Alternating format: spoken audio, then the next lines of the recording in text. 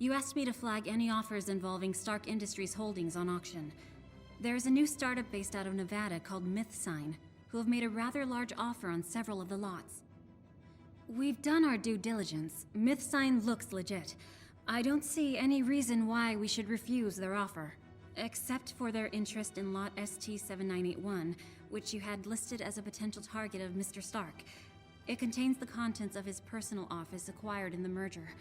MythSign asked if it could be sent separately from the other shipments. We're waiting on your authorization now. Here's the incident report you requested. It was one of many, so apologies for the tardiness. Mr. Stark was prolific in his attempts to gain access to Stark Industries facilities in the past 2 years. Tony Stark gained access to his former office by donning a pair of coveralls and staring at a blank clipboard. He went unnoticed until he attempted to remove an object from inside a locked cabinet, setting off his own alarm system. He withdrew one item, which security retrieved as he was being ejected from the building. It was a bulky cellular phone.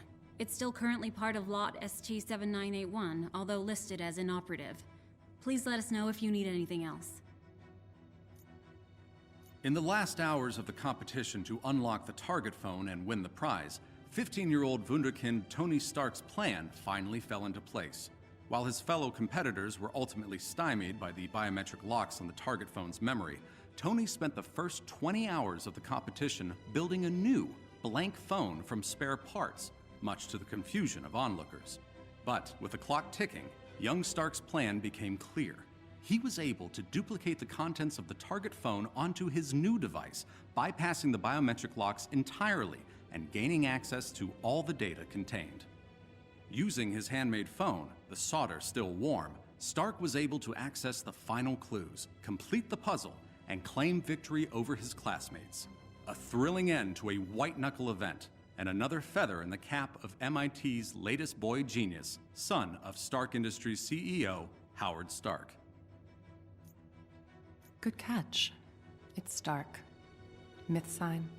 It's an anagram for my things. Not even a clever anagram. He's not trying to be sneaky because he thinks this is beneath me.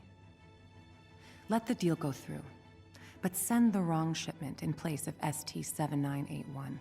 Apologize profusely, blame shipping, and then send the rest of the garbage he has no interest in.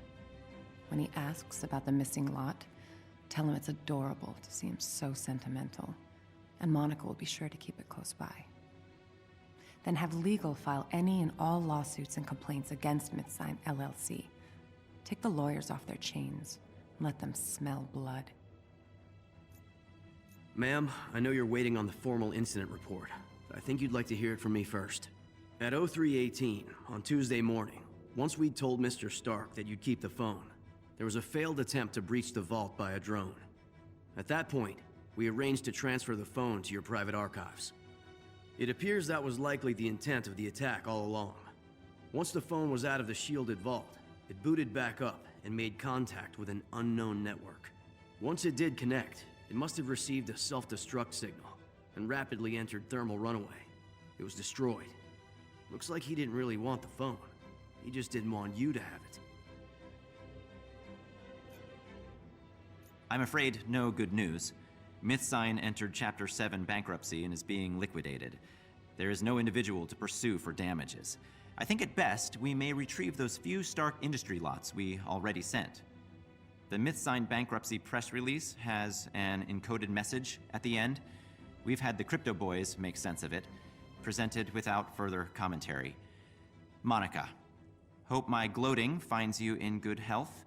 Thrilled to see you never knew what you had. I hid something on that phone a long time ago, something I didn't even trust myself with. And now it's out of your hands.